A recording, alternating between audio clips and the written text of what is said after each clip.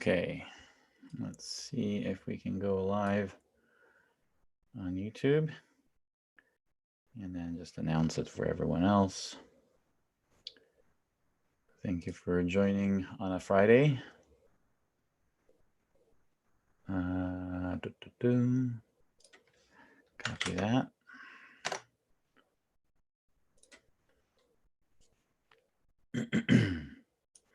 How is everyone doing today? Hopefully your week was good. Some of you may have caught the domain-driven design Vienna meetup that I talked at with my standard event modeling introduction, but added a few things at the end, some exercises. So today we'll be going over that homework I assigned. And yeah, so let's just put this up live on Twitter and all that.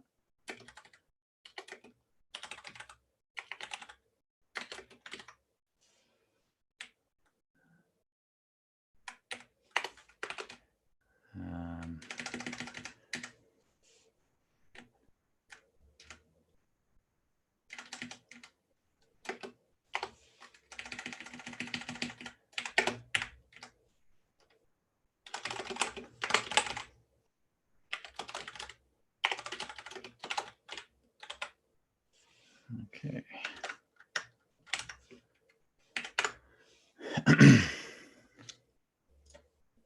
So you got lots of people here. We'll give it another 5 minutes for people to join, maybe 2 minutes, and then we'll start. God's time, good to see you here. I know you were waiting for an answer for me. I've been very busy this morning, so I'll get to looking at your event model. I'm glad that you're using it and using Rust, I believe. That's very nice for your solution. And yeah, let's see what we have.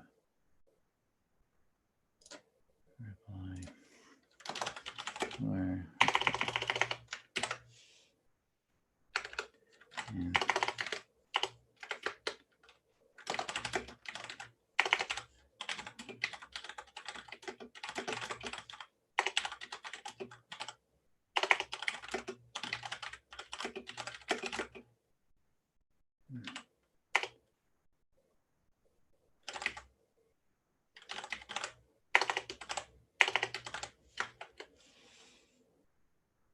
there we go. Okay, I think that's all the announcements I really need to make.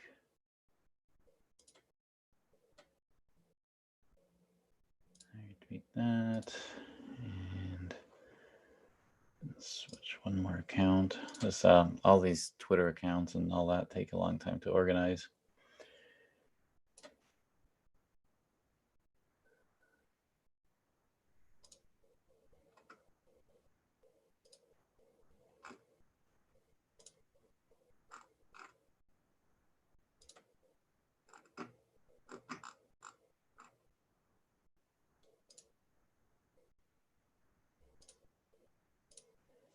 Okay. So let me get back to that event model that we left off the assignment with from last time. Let's share my screen here. Hopefully it works. So from yesterday's Vienna meetup, I will share where we got to.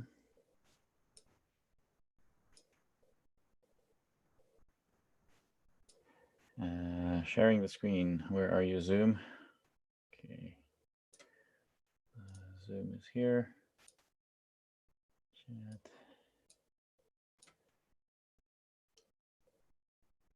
Screen share. I think it's Alt S. I want to start to use, yeah, shortcuts because sometimes the Zoom buttons disappear for whatever reason, as it happened with yesterday's meetup, and then I couldn't, for some reason, share my screen.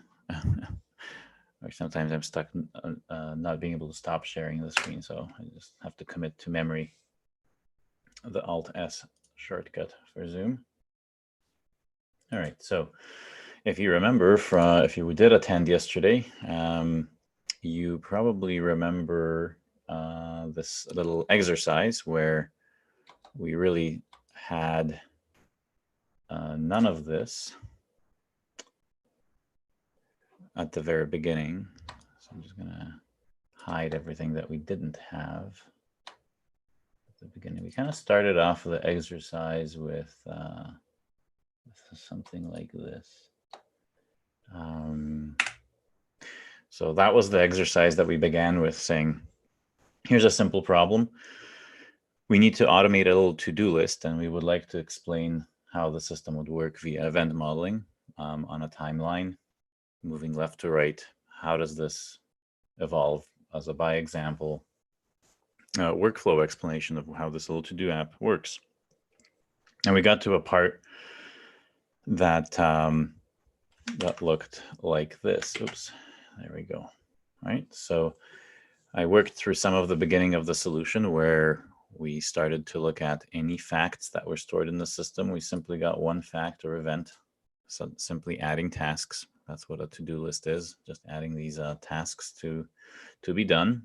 When we press buttons, we get commands. We update some projections to display different parts. We decided at that point to have two separate pieces that are going to, two separate reports or projections, views of state that we want to populate these parts of the screen with as we move through the timeline. We noted that we only display these again when they change. So it's kind of redundant to show this link here. It's already been implied here. We also answered some questions about how often do we want to use these arrows? And of course, it depends on the maturity of your team and how used to the event modeling practice they are. So for example, we use it all the time, and therefore we most of the time skip the arrows.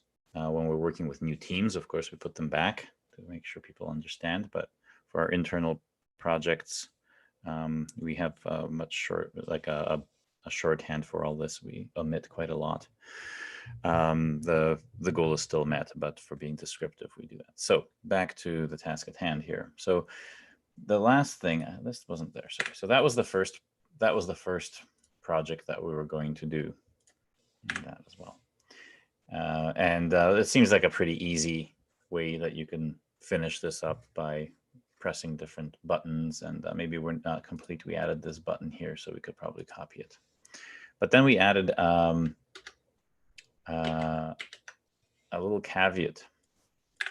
We made this simple example quite complicated because we added this total. Where does this total come from? This comes from the integration to your location services on your phone and being able to query maps to see what businesses there are.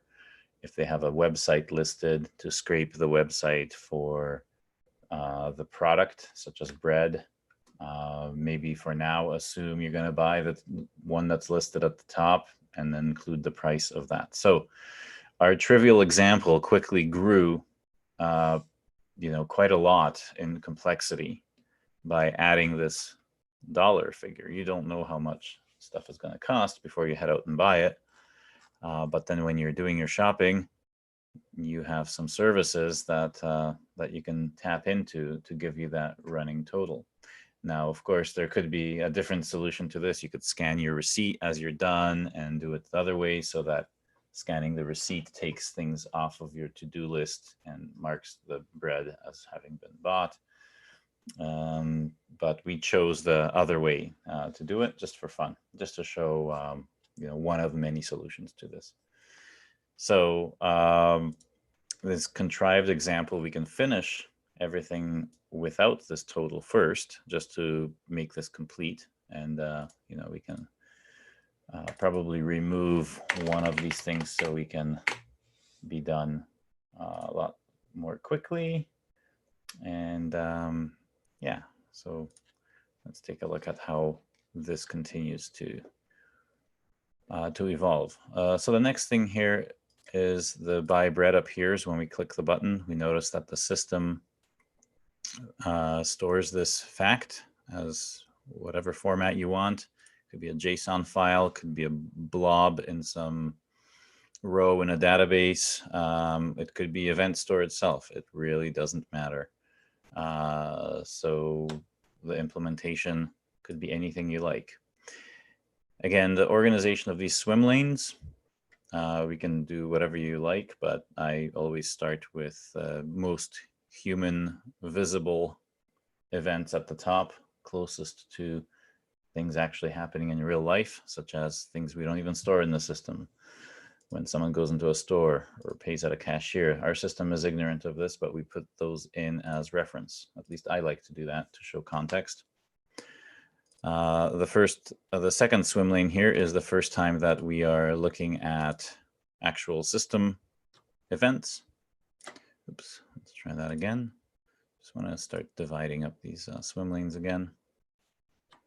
Hold down Shift to horizontally lock. And where's the style? Sometimes Miro doesn't do the pop-ups. There it is. So I want to use a dotted line here. Maybe don't want it to be that size. Perhaps I want to make it a little bit. Nope, not that light. Let's try this one. All right, there we go. Just to give some division between lines, and of course we can name these things. Say real world to give context as to what's going on. Real world. Zoom into that. I can't see what I'm writing. World. Oh, okay, there we go. So that's the real world events. We can duplicate this and move it down here. And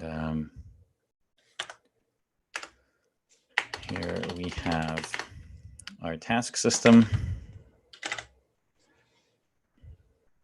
So we'll put system here. There we go. Oops, escape. Escape. There, I think that's more or less aligned. And I hope that makes sense. And so what happens next here? After that, we're obviously missing this button that we added to highlight and move things over. We've gone through this exercise, by the way, before for this part, just below here. If you look, we've last meetup, we kind of went through, how do we introduce new features to a system, moving the event model aside, and I'll post the link to the Miro board for you if you like. I'll just put it in chat for the people that are on the Zoom call. There you go. So you can follow along. The link is now in there. There's lots of notes from other meetups in there as well, and all that. Yeah. So a lot of people were asking, how does this work with Agile, where you need to constantly add changes to your event model, and of course you can. The nice thing is that you can go and look at the scope of your changes, because you can see where the information that you're adding or manipulating existing information in a new way, how that adds to the coupling of your solution. So if you had a few workflow steps that were already finished, and adding something new changes what that needs to capture or how it behaves, you know that your scope has increased. It's not just adding these slices of work, but also redoing one of these that happened in the past. So yeah, those are pretty neat ways of exploring doing less design, or going with an MVP or a smaller feature set to begin, which makes it easy to finish. You could even get it down to sprint levels if you like. Maybe if your sprints are large enough, like a month at a time, then you could probably do quite a bit. It's an interesting experiment, actually. If more people have a chance to experiment with changing their Agile practices to having very long sprints, not too long, not like a year, but like a sprint of a month or 6 weeks, you could definitely see that getting together with everyone for 3 days to work just on event modeling and getting your vision very clear for that entire 6-week time or 4-week time period, then you can accomplish quite a lot. Especially when it's done the way it's supposed to be done, with the business stakeholders and everyone else involved, so that they all know that everyone is aiming for a specific solution at the end of that really long sprint. So maybe that's the way we get out of our agile problems, is increase the sprint length in some places, so we have time to design properly and not get moved around too much, but also not be too rigid that you're kind of getting the feeling that you're doing big design up front. Wow. So Einar says that they event model every day. That's great. And then so they do that in the morning and then finish up with the implementation for the rest of the day. That's excellent. That's the opposite approach too for doing that. I'm always wary though if that daily event modeling can encompass the right people. So hopefully there's a big enough audience for that. If you're having a company-wide meeting every day can be quite costly. So I think there's obviously ways to manage that by having just some representatives. Sometimes maybe your event modeling doesn't focus on everything every day, so maybe you tend to invite different people on different days. Maybe that would be something that works quite well too.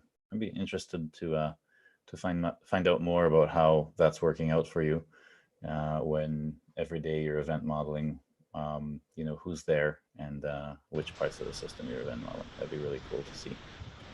Yeah, it's kind of fun because we go ahead basically every day, and it's of course different people every day. But we tend to use just we have our product manager with us, and we tend to sometimes involve customers as well, if it if Wow. it if it's helpful. But it's like at the start of the day we'll do it, and we'll know sort of our budget for how many slices we can do in a day.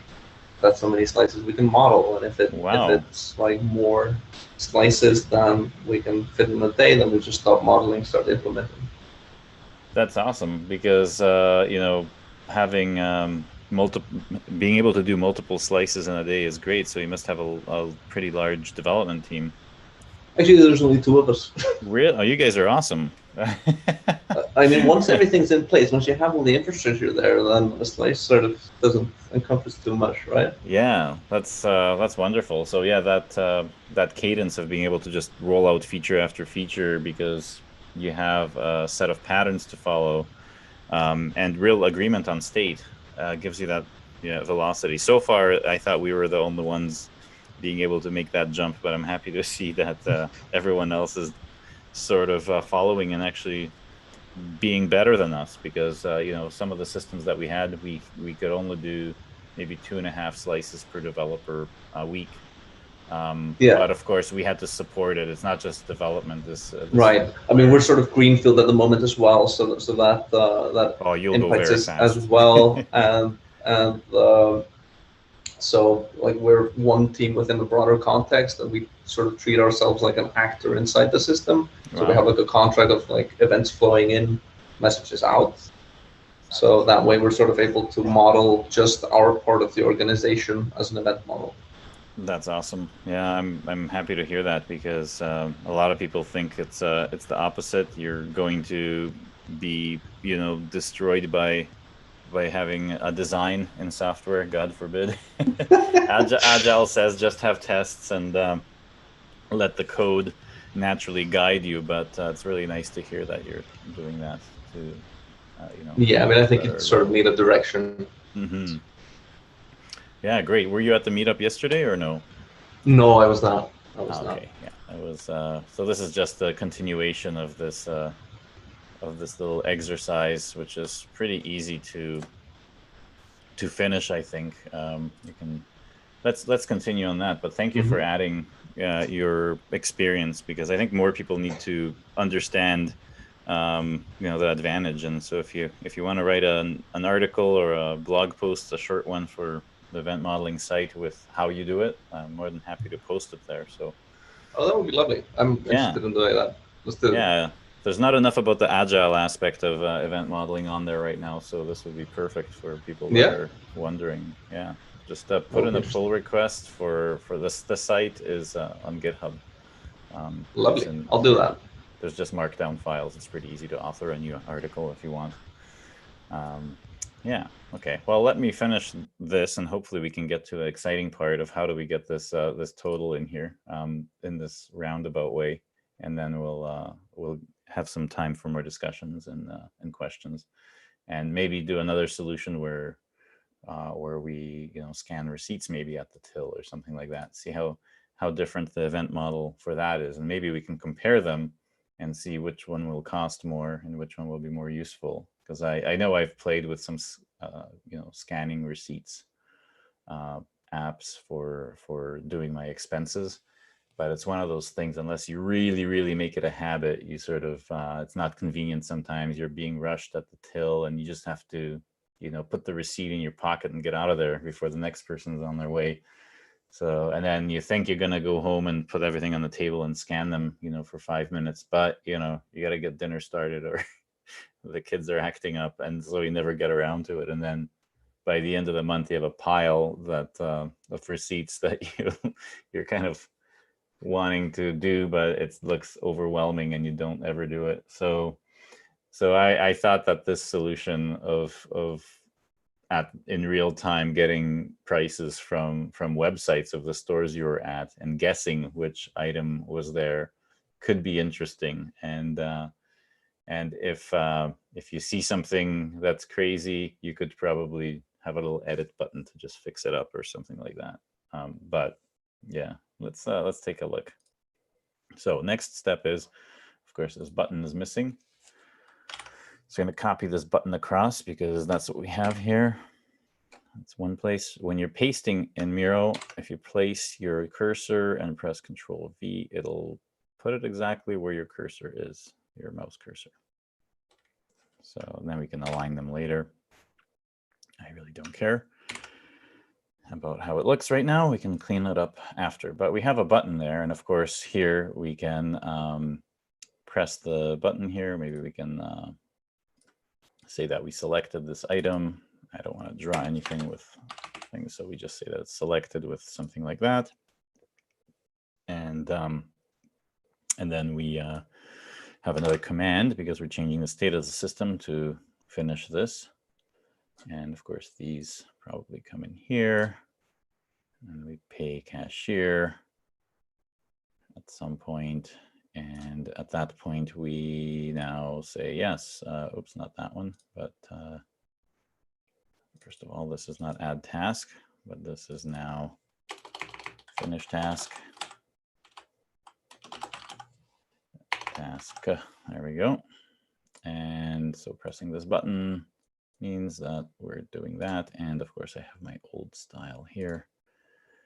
Let's turn that back to black and the style to solid line and curves. There we go. And I think don't even have the arrow.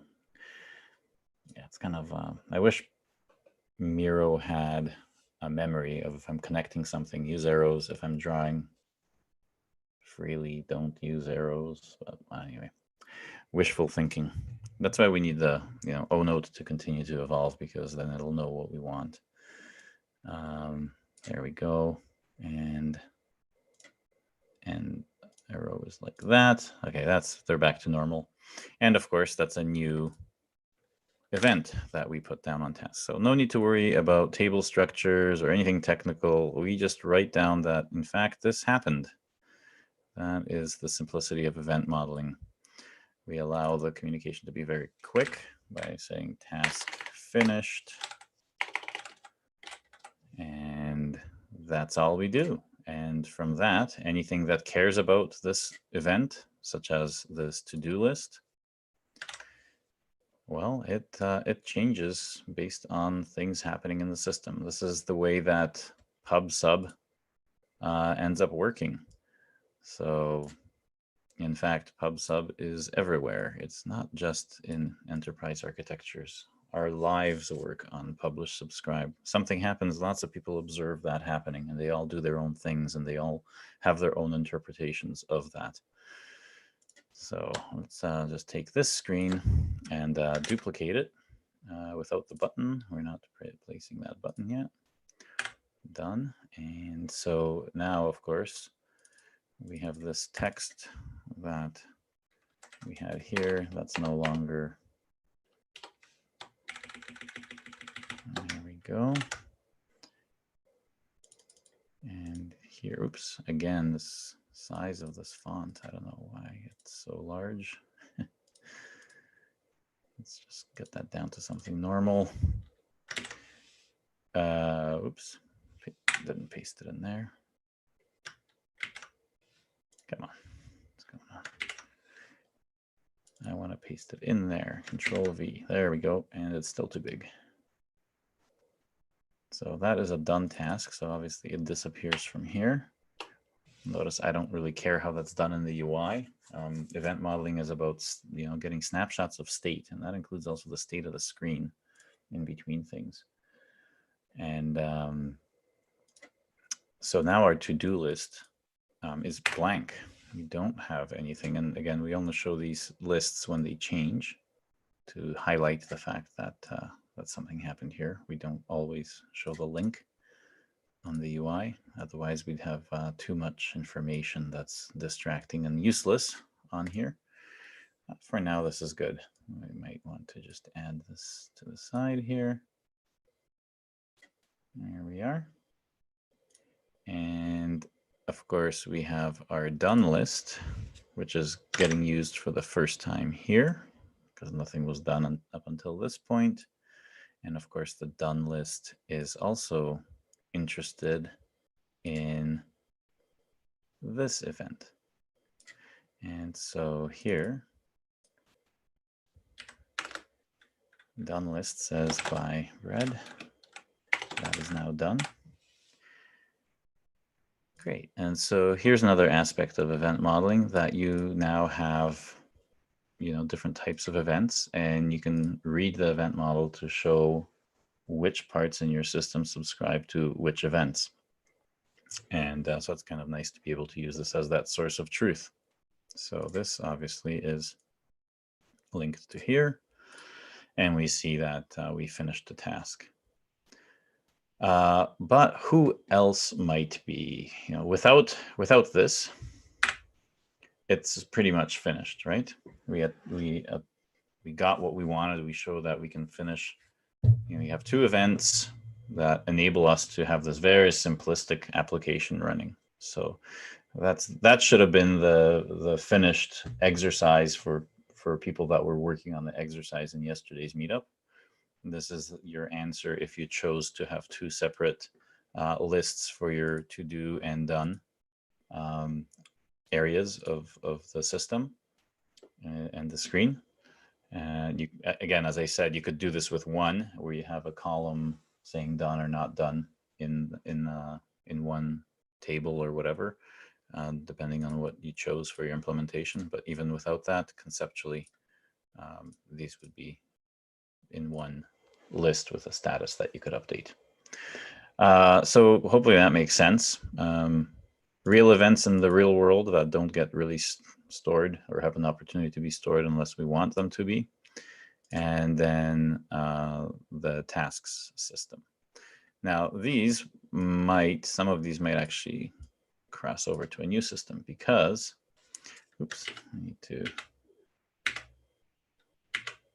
there. So that was done, but if I add this total here, now our requirements really grew. How does this magical number appear? Well, in our solution, we thought that perhaps at the time of having something displayed here, we may actually have another process or something that gets triggered to update the total of everything. Now, for completeness sake, we can also just duplicate this over here. And here we go. you can double click that and just put in a 0 because we haven't bought anything. And the reason we don't have a total on the to-do list is because we don't know which stores we're going to buy things at. That's the way. You might go to 3 or 4 stores, and the first, 2 or so stores, we might find that the milk is more expensive at that place. And so we know that on the way home, we can stop off at our usual place instead and buy it there. So we don't really want to have the cost or an estimated cost in our to-do list at first as we add items, but rather when we cross things off our checklist, that's a good point to figure out, where we are on a map and what stores are around us, and most likely what store we're at, and then look at that store's website for pricing and product information. And that way we can then make a decision as to what is what the cost of that item is. So how do we show that on an event model? We have some automation that's happening, right? And so how would you do that yourself manually? Well, you would probably, without looking at your receipt, you would probably look at, the location that you walked in. Let's say it's a store you're not familiar with. You wouldn't go to their website. You could just go onto Google Maps on your phone and see where you're located. At that point, you could then see what stores are around, and you'd recognize the name, or at least the location says there's a store right where you're standing. You'd click on that store. If that store had a website, you would find that website on that particular store's information on the screen. You would then navigate to that website, and you would search probably for bread.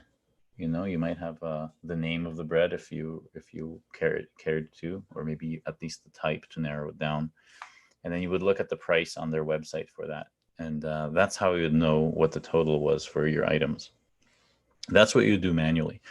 So in event modeling, what we assume is that everything you're doing manually, the same steps are taken automatically by the system. And so we put in an icon for things that are being done automatically for us. Now we are missing the user here, right? So, well, let's just borrow the gears first of all, because we want the gears here. There's going to be some automation here. Sometimes I like actually, you know what? Because I'm using this analogy of a robot, I'm going to skip the gears. Let's wait for them to come up, and I'm going to just take a robot because that's better. And so what's a kind of automation robot? I don't want a cartoonish robot. I want a kind of a cartoonish robot. There we go. So something that's done for us is done by a robot, and we call the robot with the task that the robot's going to do for us. So in this case, the first task that the robot's going to do for us is, let's give it a name here. After we bought that bread, we're first going to have to find out where we are. So it's going to be location finder or store finder, right? We want to find out what the store is. Store finder.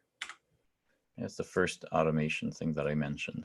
And now this time I'm going to try and make this font a little bigger.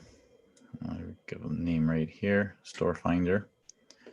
And then of course here we have a shopper. So we have to name our user. Let's get a user icon. What do we like? This generic looking blob. There we go. And now let's just give them a name. And we'll put that shopper. And let's just say that it's Adam that's shopping, because it's me that's the guinea pig for this experiment. So that's me. So automation, most of the systems are automated. And so here we can have a store finder. And we'll see how we want to give some feedback that things are happening as well. So a lot of people have questions about automation in the system. It's like, well, we don't really have any UI in our automation, so event modeling is useless. No, I think we just ignore a lot of monitoring and other things, but also we ignore visual people when we're describing systems. So we don't want to leave people out and exclude people with event modeling. We want event modeling to be as inclusive as possible, right? So Store Finder is basically going to know, the Store Finder is going to be needed to be notified that there's something to find right now. Something just got completed. So what event is that? That's this task finished event. That's the trigger for the Store Finder. And how do we trigger things in event modeling? Well, that's through the unfortunate name of to-do lists.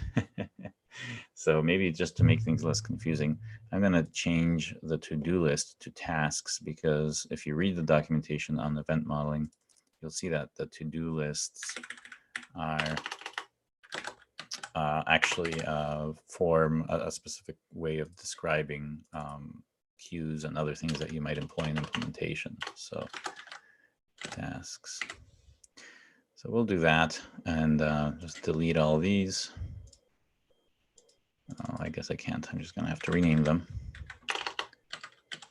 Task. Or just tasks, I think is better. My tasks. I'm sure that app name is taken business. I'm sure there's a business out there that's got the SEO on this and has an app in the App Store and all that stuff. So my tasks.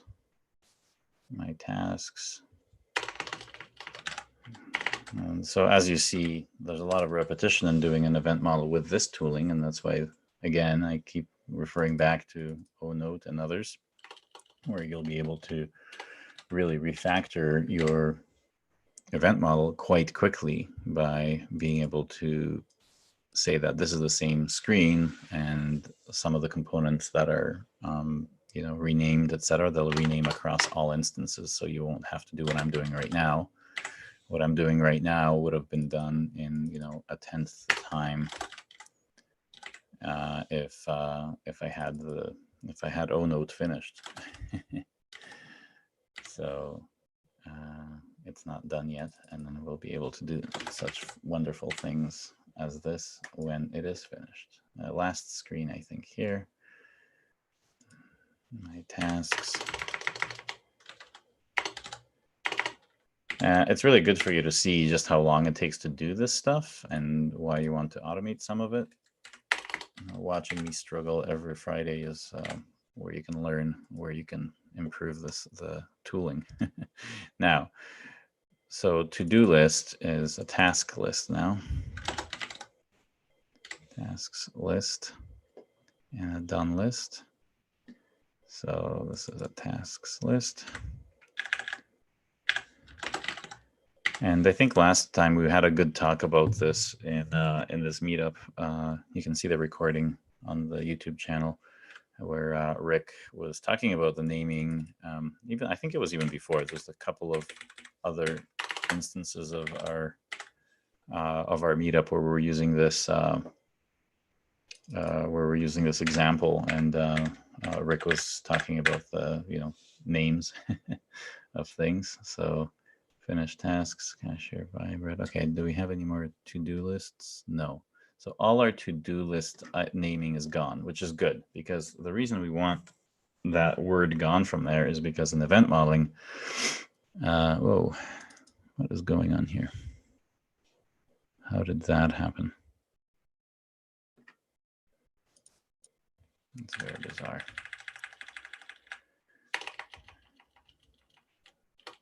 Tasks list. All right, fixed. So the reason I needed to rename it is because there's a specific type of view or state projection that we use, and it's to do with all of the patterns for automating. And so every time that we want to trigger some automatic process, payment processor or anything that needs to kick off and do things for us with external systems, such as Google Maps or any other external service, we have something called a to-do list. So to do, and we call it find store. And right now, this list at the beginning, we can duplicate that and say that before this happens, it's empty. And then here, we need to find a store for, we're missing something. We need the coordinates, right? So we need to get coordinates. Let's move this to the right. So before that, we need coordinates.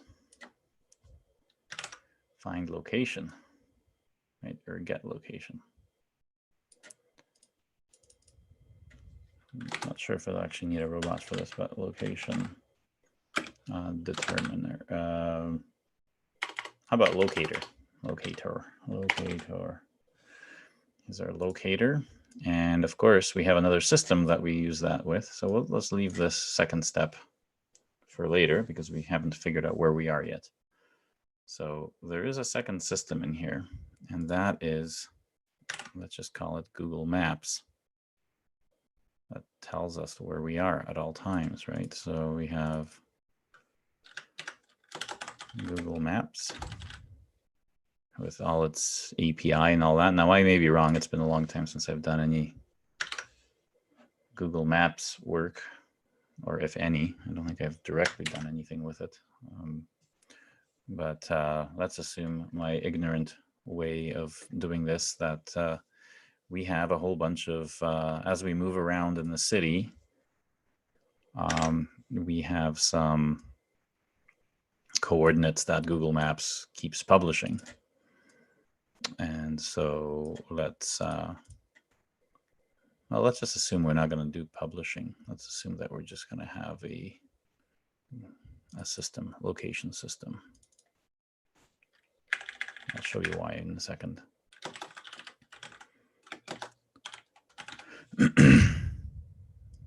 And the locator will be another to-do list.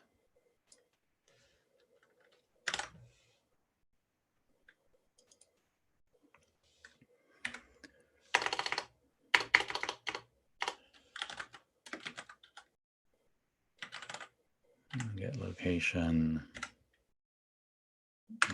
Okay, that's empty.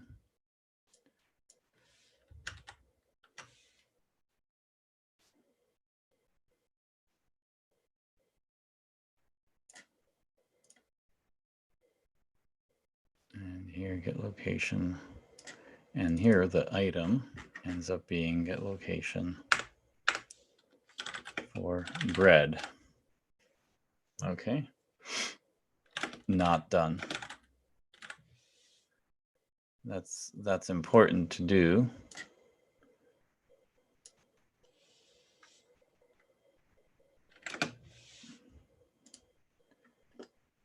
Because there's a timing aspect here. We want this to be done almost immediately because we want the location to be pinned down as to when we're actually moving this item over to done. So all robots work off of to-do lists. That's how we automate. It basically encapsulates any number of implementations we may take. We can have stacks, queues, buffers, all sorts of different things, batch files that run every night. Really doesn't matter the time frame, but these to-do lists really act like the list you're holding in your hand when you're going shopping. Computers have the same type of thing that they do. There's a bunch of packets, things are going to, I keep using that example, packets that are going to get sent across the network. They sit in a buffer somewhere in memory. The network card picks them off one by one, and somewhere it marks off which ones it's done, right? By either moving an index or whatever it does. It's theoretically using a to-do list, much like a person is using a list to get things done. So this little locator is looking at that. And when it sees something that's not done, it does it. And so here it calls out to Google to get a location, the current location, right?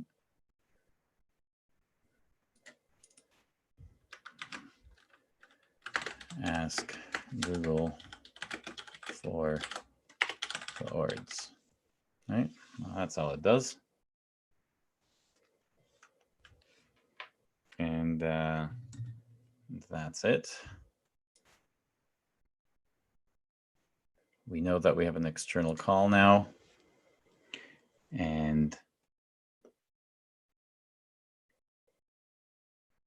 bread, and we have this little guy here that we got the coordinates. Once that's finished, we have bread bought at 51st and main. I guess I want it to be human readable. I could just put coordinates, but I'm just going to put southeast corner 10 feet, 10 meters east of the intersection. So whatever store is there, you know, that could be just coordinates, but that's what Google gives us. And because this was done, of course, we mark this off as either erasing this to-do item or marking it as done. So now the robot won't pick this up again the next time it runs. Maybe it runs every second, maybe it runs every 5 milliseconds, maybe it runs every minute, or maybe it runs immediately. So maybe the robot is directly, the implementation is hooked up to this, and as soon as this is updated, it kicks off with no delay. Up to you for your implementation, but this shows the information flow. So that's great. So we have a location, and now we have a to-do for find the store. So the store finder is looking at this to-do list. And here we want to have a, let's say, 51st and main.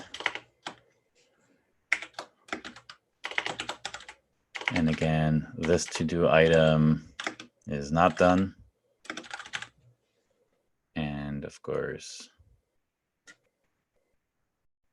let's just make that a little bit wider.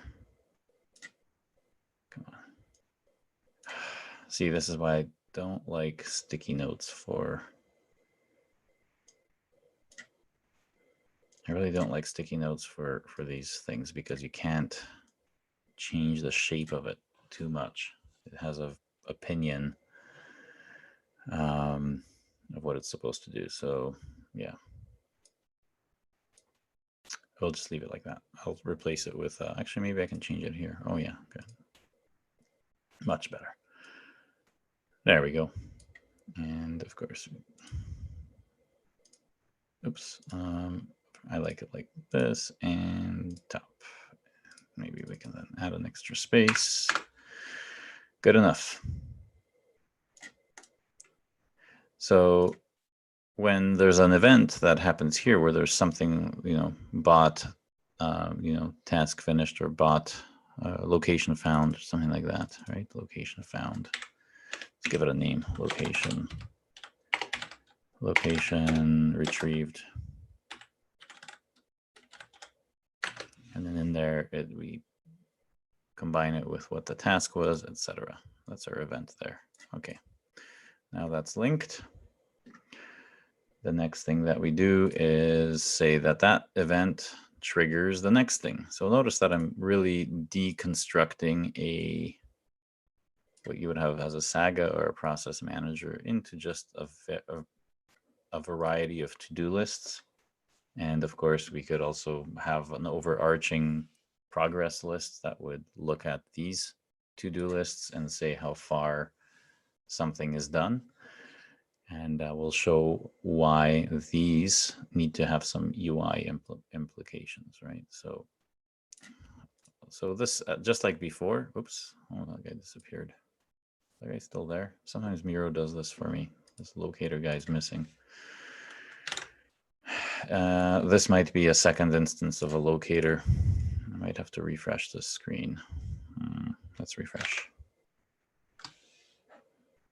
Refresh, please. And do we get 2 icons now? Let's see.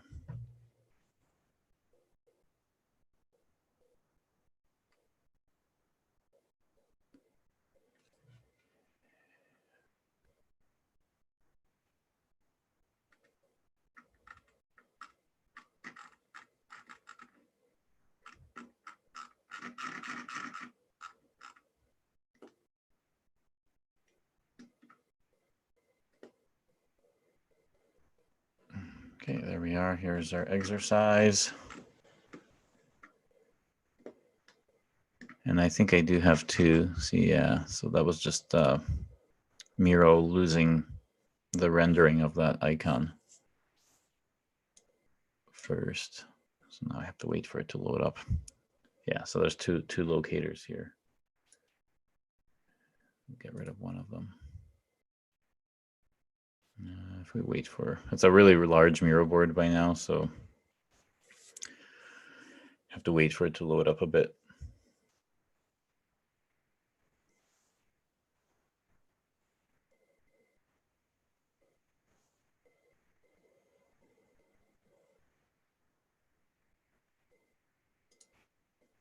Oh, and then we have to click on that. There we go. All right. Are these linked to this one? Nope. Okay, there we go. There we go. And get rid of this extra one. So Store Finder is pretty easy. Everyone can see that we're going to ask Google for something else.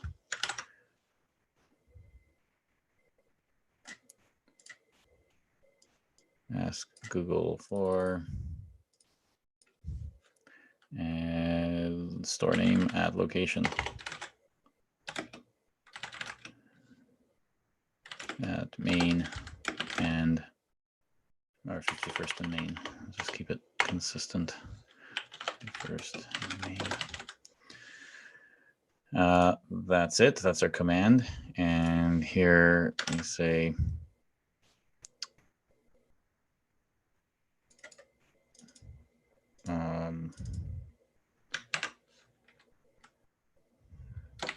store identified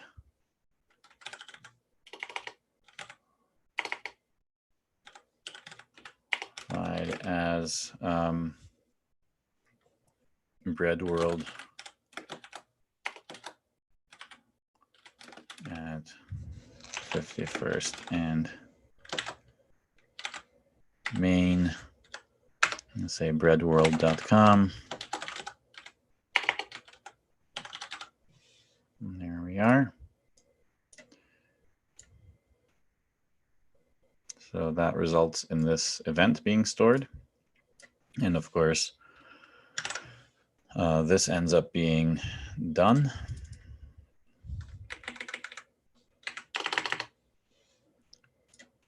And it's triggered off of this event here. So now our Store Finder won't go ahead and keep doing queries to Google because we have it as done on here. So next thing, after we found our store and it has the website, because on Google Maps usually have the website. If the store lists one, then we do get that. So let's move things across. So now we can do the price finder, right? So next piece of automation is to scour that site for the bread price. Probably bread world is bad because you'll have about 1 million choices. So we probably say local, let's just give it a better name where it's more realistic. Bread world will not be easy to query for what we bought if it's a generic name bread. So let's just call it groceries. Corner grocery.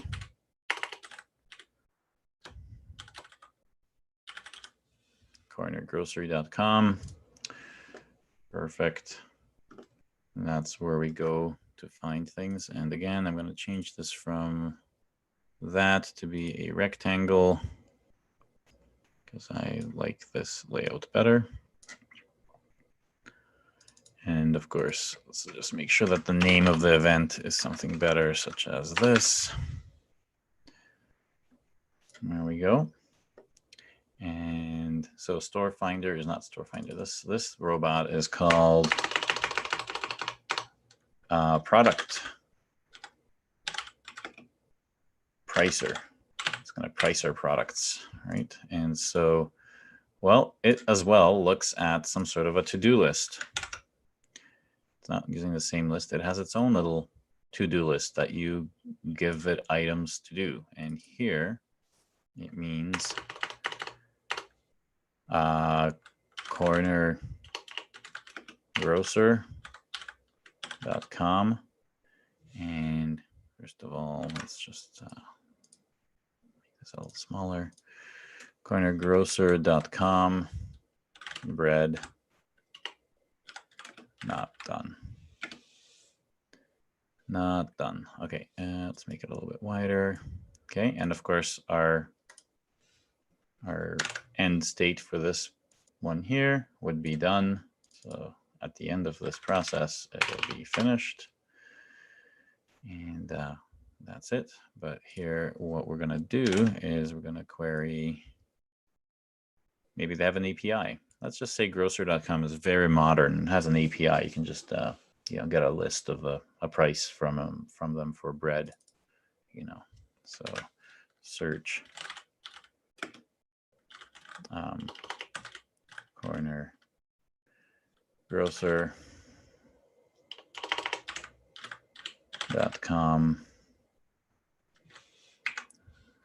search product price.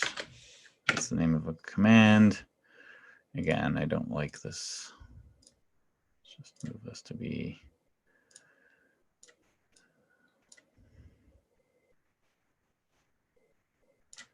corner grocer, and here we want bread. That is our call. Cornergrocer.com, bread is a site. Whoa. Sure that's done. Site, product, bread. That's our API call here to our grocery store. And of course, it's no longer here. So we have another system, right? So this is location system. And below we have a product system. Okay, and their product system is going to have, let's copy this. And of course, you can expand this if there is no API and you have to do something like screen scraping or whatever. You can elaborate this event model to show just how much work that screen scraping is going to be by showing it in here. So now we have another event. And when we searched for that, it's product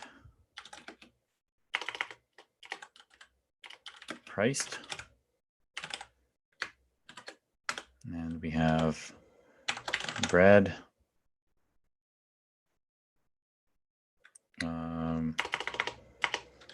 Product. Let's just say it's product type bread. And what we actually found was product name. It's Acme bread. And then we have product price. And that is $10. And what is the number? Let's see here. 56 cents. Okay. Yeah, what happened there? 56 cents. Okay, and I'll align this so it's better looking. Product priced, that's our event name. And that is the result of this command that was executed by some code. This fact gets stored. This event model listens for that and marks it off as done. So it's listening for these events here and marks it off. So that's wonderful. Now that we have this, we have something else that listens to this. And that is this list that is here for bread that is bought, right? So we need to now have, maybe this total is part of this view actually. So just to make it clear, I think it might be easier for people to see. We have a total at the bottom, right? And we can use it as part of the same read model. And that's done. So that would be, some of the things to help that would be to get the structure of this done list, because the done list would be, again, maybe I just change this thing to be this. That's actually a good, quick, fast way to get the right format of these in terms of color, because sticky notes are a lot easier to get the color right. Fiddling around with a rectangle to get the borders colored and all that kind of stuff can be tedious. So first starting off with a sticky and converting it to a rectangle is probably faster. So we have an empty list, which we can just do that and just say items. And then the next item would be total. And again, we have a large font.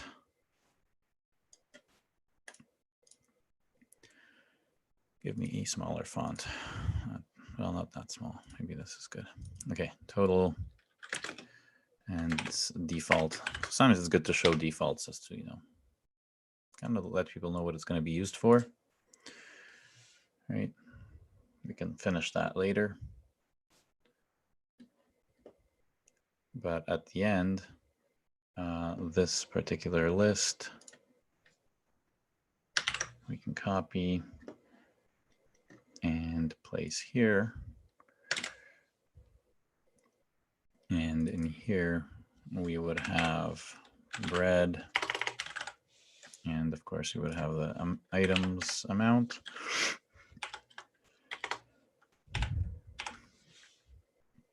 And as you get, completing more and more items, you would probably have that. And maybe the items amount you might want to have in there in case you go back, but this is optional, right? You might want to have with each item. I should probably group it some way, right? So items, bread, put some other brackets around it. Bread, $10. Ah, come on, $10. 56 cents. Really up to you as to if that information is going to be used that way or not. There we go. Just stretch this out a bit more. Yeah, so that's that. And then yeah, total. That looks good. That's a nice structure. And every time we have a done item, it would update it. You'd have the logic there. We don't care about the logic here. We're just showing that it's done. Now there's a giant problem here, is that this done list is subscribing to events in two different places. There's this row and this event in this other row. So the problem is, and we went over this in previous ones, where does this list live? Does it live in this system down here where it subscribes to this event, or does it live in the other one? To get rid of the ambiguity, you first must move this information to the other system. And filter out things you don't need. For example, let's just link that up. We're not done yet. We're still taking some shortcuts here. Because here we don't really need to know what the actual product name is.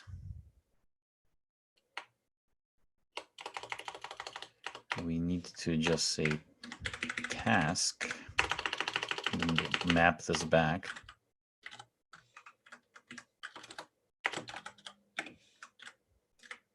And just give it a totally different name, cost.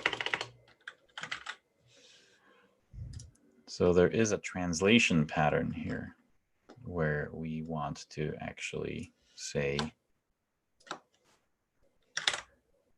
product translated. Sometimes pub sub is done really quickly. We went over this to say that this event is published to this other system, and we leave it as that. But again, to decompose things to the standard pattern of command, event, read model, we have automation here that's hidden. This pub sub isn't magic and doesn't happen a bit. We also have some data transformation here. So likewise, we have another translation happening here. It's not a product pricer, but what we have here is a pricing publisher, because it publishes the costs, or wait, no, let's not call it pricing, we'll just call it cost publisher, because that's the cost of our tasks, right? So this link from here to here has disappeared, but now we have another command. And some people will say, well, this command can't fail, so it's not a command. But yes, it can. If we run out of disk space, this event will not get would be done.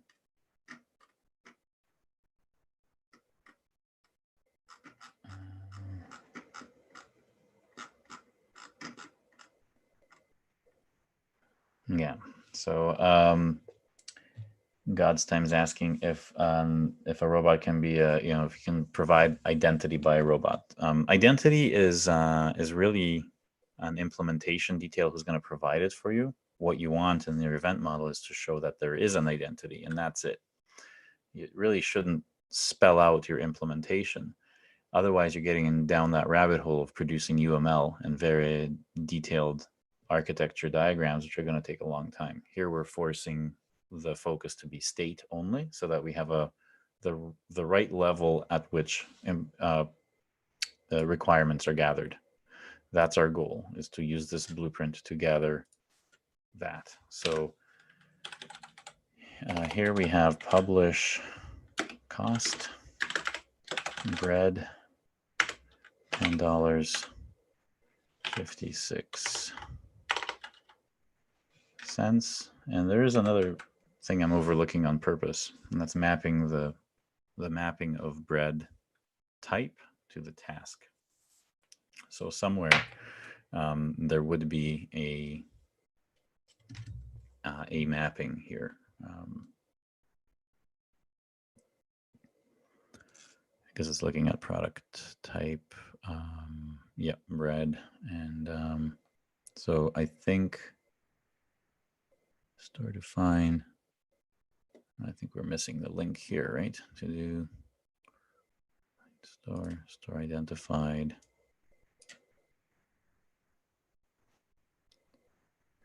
I think, I forgot to name these things here. So these things are not find store, price product. So yeah, this is where that detail is hidden.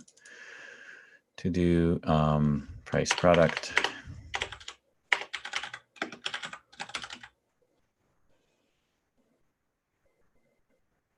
And here we know that it's going to be greengrocer. We're looking for bread. Wine store. This is going to be corner grocer. Sorry, one more thing. Corner grocer. Corner grocer. Sorry about the very small writing. I'm just saying what I'm writing here. I'll zoom in a bit to show you more of what's going on here. So let's see. Yeah.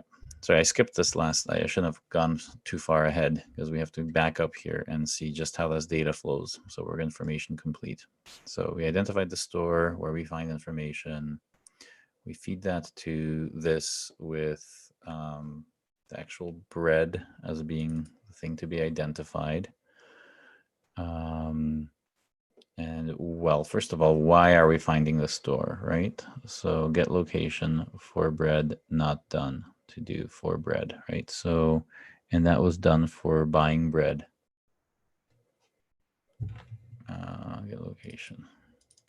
And this would always be for buy bread. So you always do an audit for information completeness to make sure that you're not making up data. Right, your task name is buy bread in here, and that's what is supposed to keep you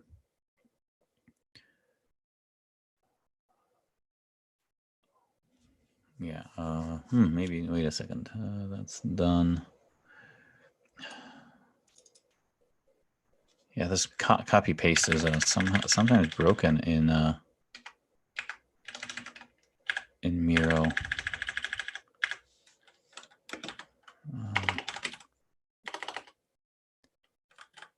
There, okay.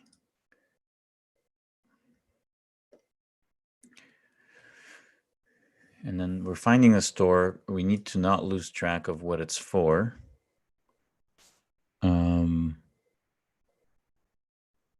So even in this event, we need to link that up. And that's the reason was that item, the task. So it was for task by bread. That's how you chain things together.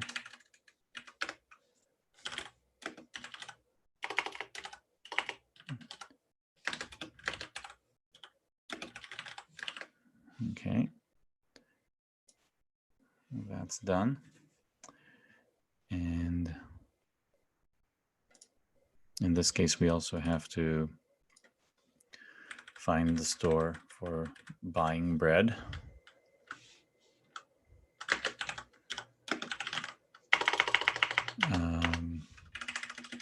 And that was for buying bread. Could have actually this could be more than one because it could have bought more than one thing here. So we might have a list of things. And then we do that. And of course, we pass any information for our service to do that, which buying bread.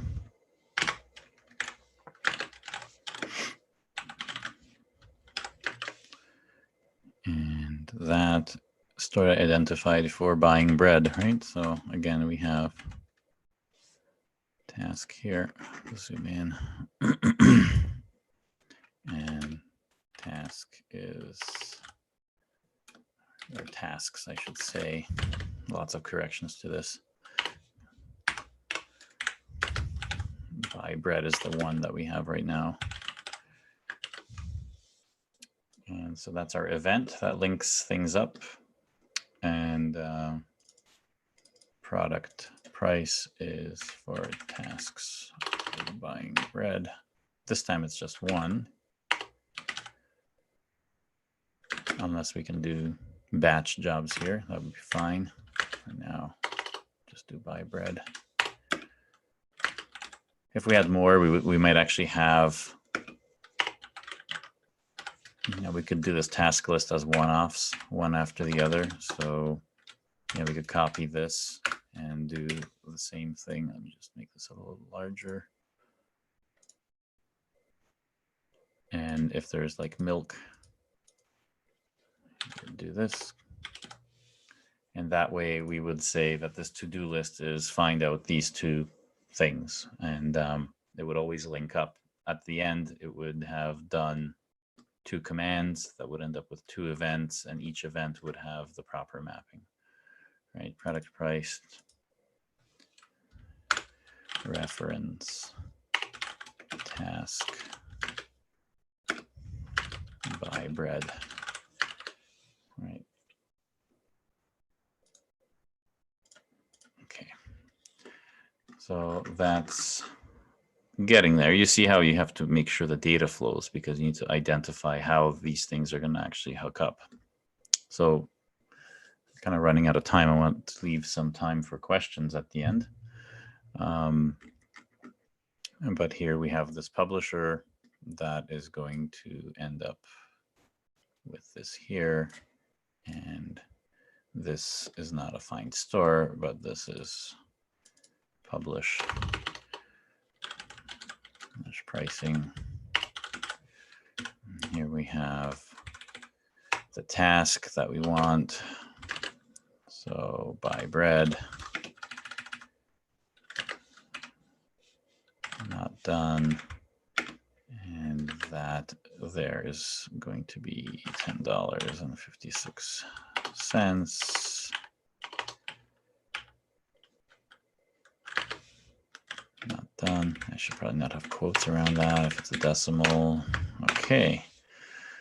And then, of course, this gets finished after it's published. And that is the decomposing of how PubSub gets done. Always PubSub, you know, the shorthand is linking this directly without a robot. And depending on the tooling you're using, such as ONote, these shortcuts can be collapsed if you want. But in terms of complexity, you understand that it's done this way. And if you're using this to do estimates, for example, and this is actually done. So if you're excited to implement this, this is how you would do it. But look at all of this stuff here. It seems that everything here, whoa, I don't want the square. Control Z. Nope. Delete that. Okay, let's try that again. Where is the rectangle? Is this not a rectangle? All right, I guess we have to do that. Let's make this, what's a good color that we haven't used? Orange. And let's make the opacity fair light. That's too light, maybe a little bit like that. So the interesting part about this, and where we get a lot of questions, is that, well, you have a lot of automation here that doesn't require a UI. You just have these generic robots or gears and stuff is happening. So why do you bother for, you know, the UI piece? Oops. Let's get rid of that. So let me just explain what I'm talking about. All of this here can be seen as behind the scenes. You know, you press done on your app and all of a sudden something's happening, and then you see a total price pop up at the bottom of your done list. Right? All this magic happened for you. It's not magic. There was real work being done here. So what we want to do is, whenever we can, is show what's happening after someone pressed this button, right? Because all of this was kicked off. Remember, when the user hit this, you can follow the arrows and notice that it's linked through to this action of kicking off this entire process of automating how we find this total price by integrating with these 2 other services that we have behind the scenes. So what do we do about the lack of visibility of what's happening? Well, the answer is easy. You already do this in a lot. You already see this in a lot of systems. And I will show you exactly how that is done, because it's not very complicated, and you can find examples of this in apps you currently use. on your phone, and you'll find it on websites. And it's pretty easy to show what's happening. So what is going on after this particular piece is finished? Just unselect these arrows, and then we'll duplicate this. We'll put that right in the middle here. You can work on the spacing in a little bit. But for now, sometimes you see a little status at the bottom of these things. And you can say, finding your store, finding the store, status, and again, this is a little bit large. So I might want to do this, just highlight it and make it a little bit smaller, move it to the corner, status finding store.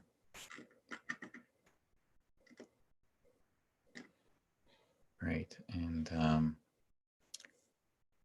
you can see that there's a before after. You could have that after as being the next one. So in the next screen here, let's remove these. I selected these by mistake. Again, duplicate this, move it over, status.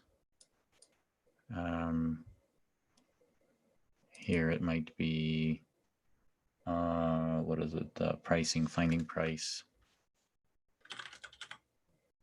for bread.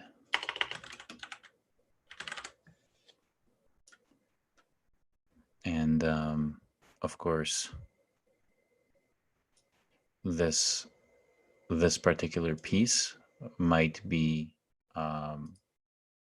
involved in reading all of these. So also getting location. This little piece of display might actually be looking at, all of these.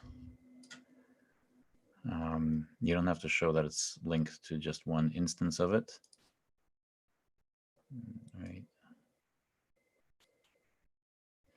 So when the store was found, then we can say that it's doing the next step, etc. So it should give you an idea of what's going on behind the scenes.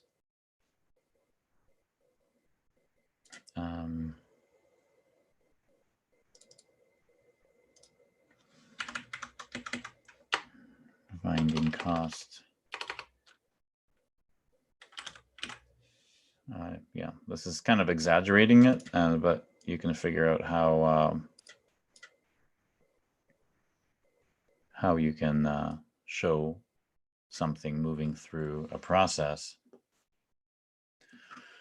that draws the attention to the user's eyes so that they know that their app is not responsive or the cost isn't updated yet because these things are happening, right? So generally, this is what I would suggest people do for showing progress and giving light to what's going on behind the scenes. When someone says, well, there's no UI for my automation, well, at least inform someone somewhere that things are moving along, and that's going to be very useful for many purposes, including debugging and all sorts of things.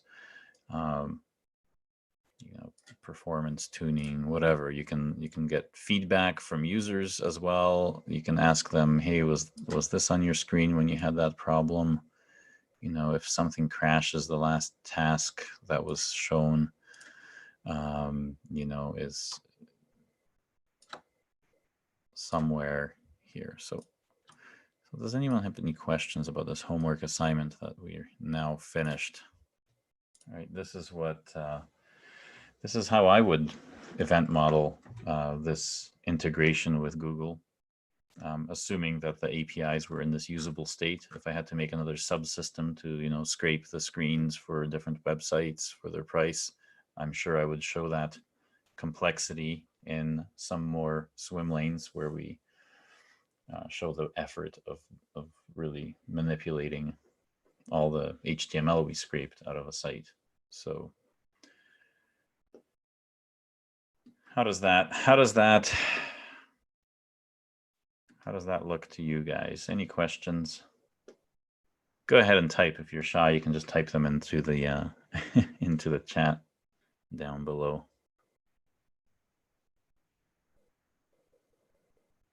And do you think that you could implement such a system now, that that you could have these types of specifications? You could, as you make more systems, use this to have a better idea of how long it'll take you to develop something. Nope. Okay, great. Well, I'm glad that everyone found this useful. The recording, yeah, it's supposed to be simple. It's supposed to be understood by, you're supposed to take your boss through this and say that, hey, you know what? When I click on this last button here to finish something, I select buy bread and click on this finish thing. It kicks off all this stuff. So don't tell me I'm going to be done in a week, right? I have a lot of work to do. So I can tell you about the complexity, about what's going on, and that's it. So hopefully this, what looked like a small request, right? Hey, just if you can just put the price at the end, because you can magically get that from the internet about how much bread costs in your area. You can show them just the amount of data manipulation you need to do to make that app behave in this way. So I hope that this allows you to kind of use this as a way to start with your own event models for systems you want to do, and really think a little bit about what the users will see as they use your system, and then yeah. And so, Einar is asking, do I still use the workshop format from your original blog post? That depends on the on the task at hand. So definitely for brand new companies that are starting their project and they want to do an MVP, new project in an existing company, we brainstorm all of the events that could happen. A lot of times when designers are involved, and maybe they've been, already in traditional sort of approaches, you first get some mock-up screens. And so a lot of times we're starting with those screens and then we're just doing an audit to whether the information makes sense underneath. And then using that information, how many read models there are and how many commands there are actually, we use that then to give a better estimate for what it would be to implement. So yes, so we still use the format. Again, it's not written in stone, but it's a really good guide that someone can just adopt. And even if it wasn't needed and you still use that format, I don't think you're going to be put in a worse spot.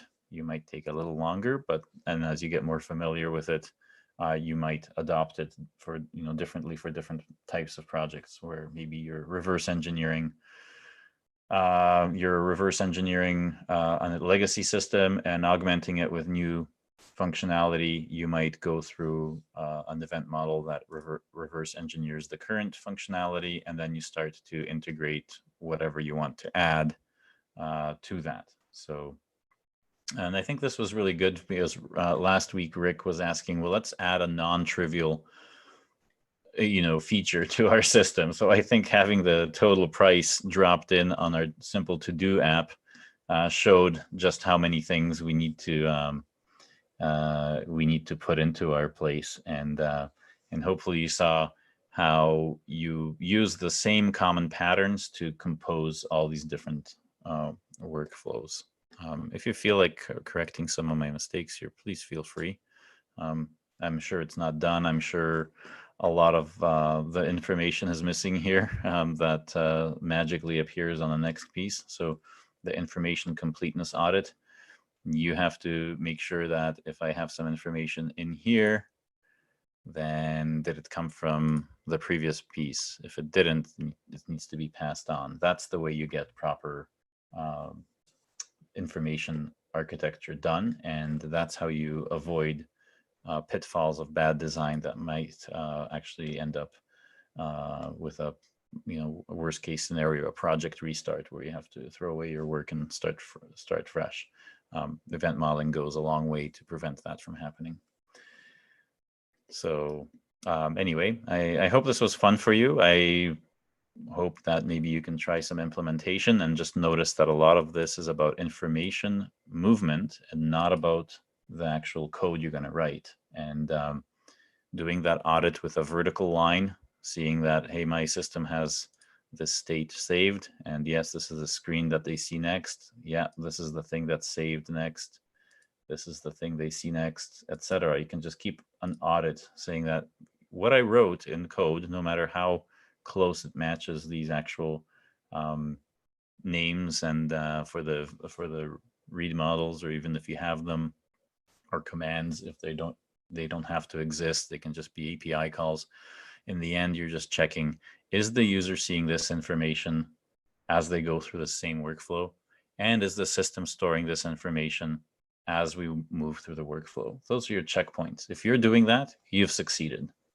That's all. And that way everyone's on the same page. Yeah, I thank you, Naveen. It's a big problem in industry to be able to communicate from technical perspective to business people, and vice versa, for business people to communicate effectively to the technical people. And when people understand that the complexity really lies in how we manipulate the data, then we have a common ground to discuss budgets and how long things are going to take, all the things that are always causing a lot of problems for folks in this area. And so this hopefully shows you that this is not big design up front. We're not doing UML. It's small design up front that you can easily add and consider as planning. Don't replace 10 hours of meetings with 1 hour of planning, right? So this is hopefully a very lightweight for you to do planning, and then go ahead and use that to guide your development efforts. I think that if you see a project like this, you could start to look at working with 3 or 4 people in parallel. Each one can take one of these slices. These blue tasks definitely could be done in parallel. And the goal of this information here is to really get a good idea of what the contracts are in terms of how the data is shaped, going from one step to the next. And that way, when people are working in parallel, things then end up clicking like Lego pieces nicely one to one another. So you don't have any blockers of like, well, that person didn't finish their API call to Google, so I can't finish my pricing publisher. That shouldn't really matter, right? You know what the structure is. You should still go ahead and understand that the data will come in from that other piece in a specific format, and you can finish your side and maybe go and help them finish theirs as they're working on it. Or maybe they're sick, you can maybe finish it for them. Who knows, right? They might have a sick day and they're not working that day. You could probably finish it up for them without really changing much or whatnot. Or even if they barely started, you might just implement your own version and replace whatever they were starting with. So I hope that gives you a good background into it. So I wanted to do one more thing on here, but I think we're kind of done. Thinking, okay, so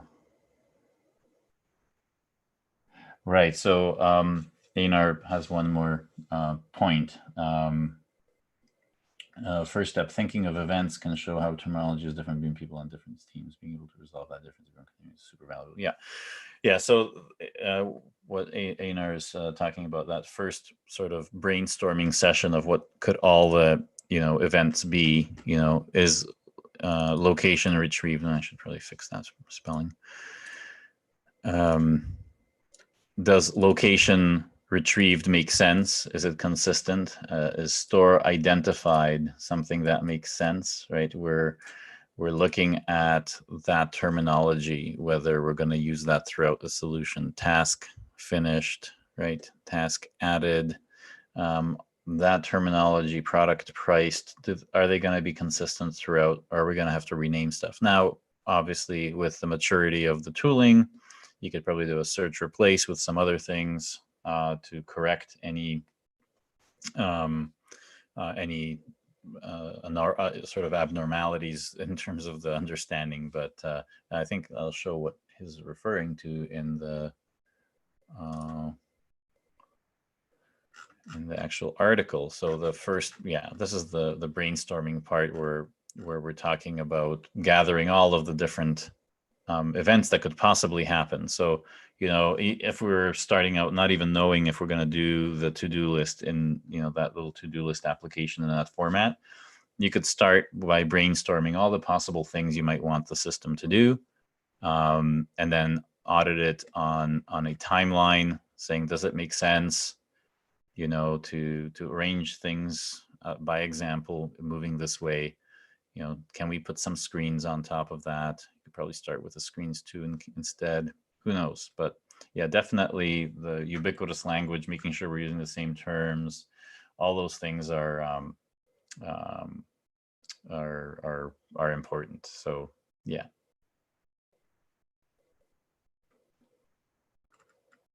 So that's I hope that was helpful to you. A lot of people were asking for a complete, task manager thing for an example for event modeling. So hopefully you can write your own simple program to implement these things and try it out.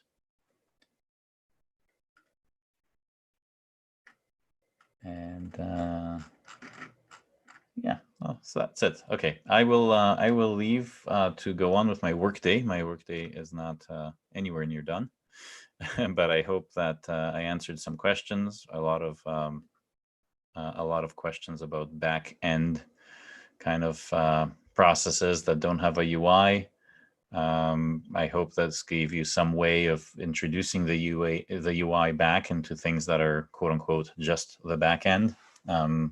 People want to know what's going on back there. So hopefully this shows you a couple of ways that you can start to integrate the front end with some things that are mostly back end and do that. So again, thanks everyone. We'll be back next week. I'm not sure if I'm going to have a podcast episode this Monday. Depends on answers from a few people if they have time to actually be on the podcast.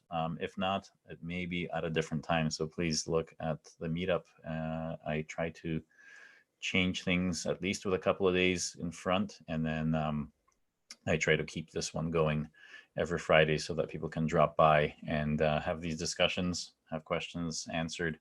Not just about event modeling, but of course, event sourcing, CQRS, pub subsystems, event store, different types of event stores, event store DB, anything event driven, and of course, very important, how to move traditional architectures to either move to event driven or how to integrate with event driven systems so that we can all move the right pieces into the modern way of working. So thank you very much for everyone coming by today and listening, and hopefully you learned something. So till next time, thank you and have a